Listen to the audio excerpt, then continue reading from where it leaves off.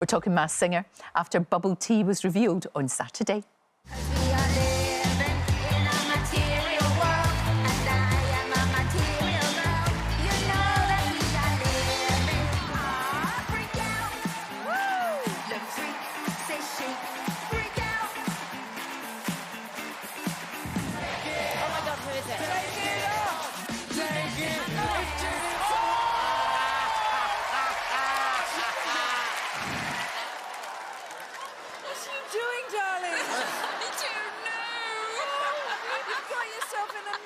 I thought you'd get me straight away.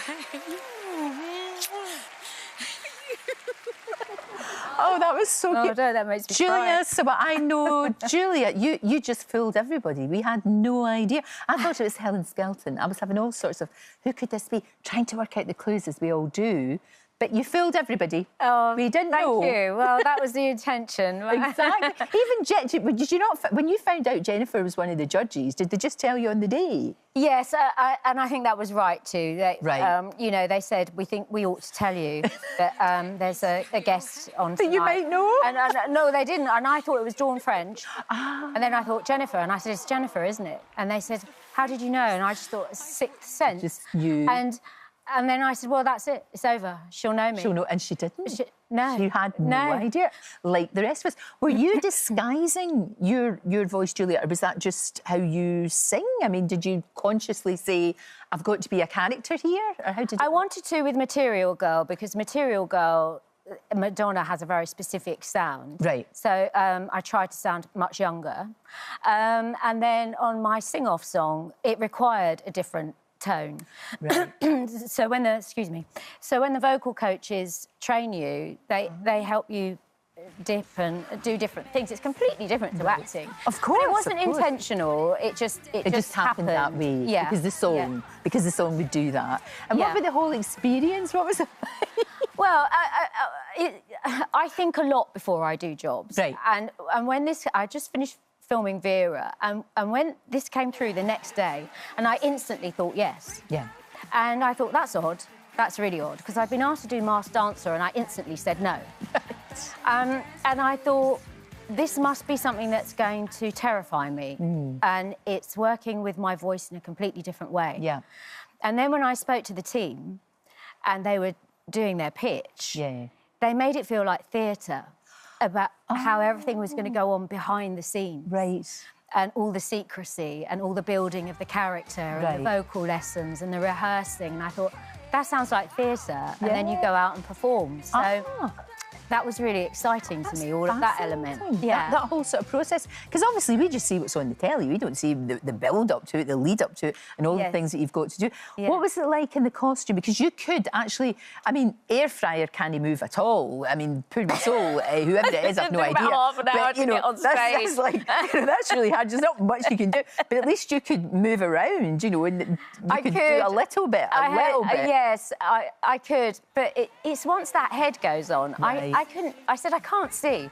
And they put me in front of the mirror and they said, what do you think? I said, I can't see. They said, well, your vision will be limited. I said, well, there's limited and there's completely not seeing anything. You couldn't see anything at all? No, because my eyes were up there on my head, but my eyes are there, so they couldn't take the bubbles off. Oh. And then I thought I'd have peripheral under here, but then they put a cowl thing underneath. Right. So that's why I was hanging on to the security. Because some people walk on without security. Right.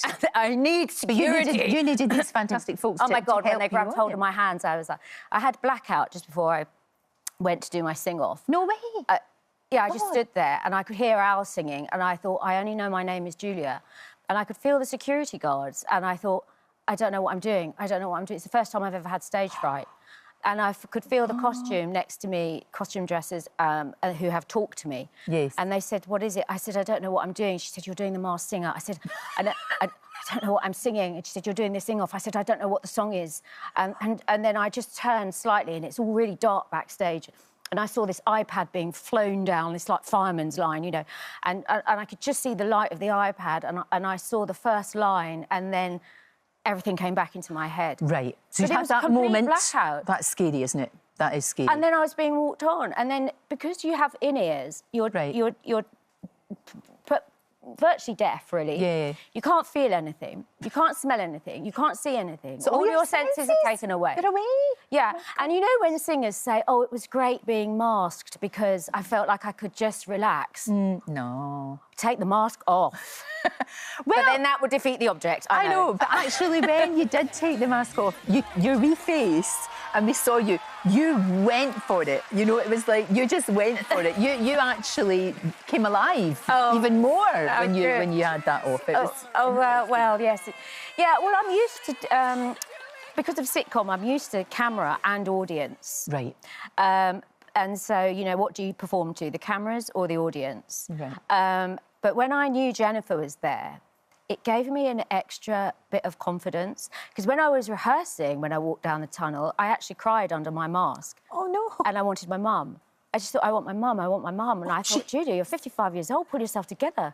You never not want your mum, even if you're 102. But that just showed me how out of control I felt, that I needed my mother.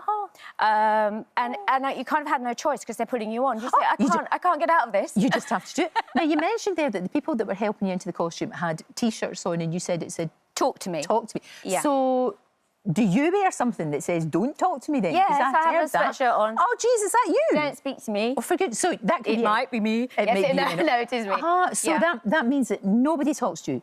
Nobody. There's only like a certain amount of people that know who you are? Yeah, and when I did Material Girl, the team came to me who could talk to me and they said, all the crew think you're a young pop star. And I was like, yes! Yes! So then I started changing my walk. When I wear my concealment pack, they call it, I started walking with a bit of street cred, you know, rather than a 55-year-old who does. I have street cred, and everybody kept going on about your legs, and they had a fine pair of pins. Oh, thank you. They're from my mum and my dad, actually. They've both got a fine pair of pins. That's fantastic. And it was so lovely to see you and Jennifer together. It was just lovely. Yeah, it really was. It was really moving, actually. And I didn't see her shock, because I was taking the mask off and doing the spin round. Spin your hair, you know. There's a lot to it. There's so much to it. And so I didn't actually see her. And the panel are quite far away from you when you're on the stage. And so you can't really... Well, you're just in another dimension. And so I didn't really register her shock until I saw it on the... Because I said to her, when we talked together, I said, everybody's going to think this is a fix. And she said, she said, not when they see the look on my face. I had no idea.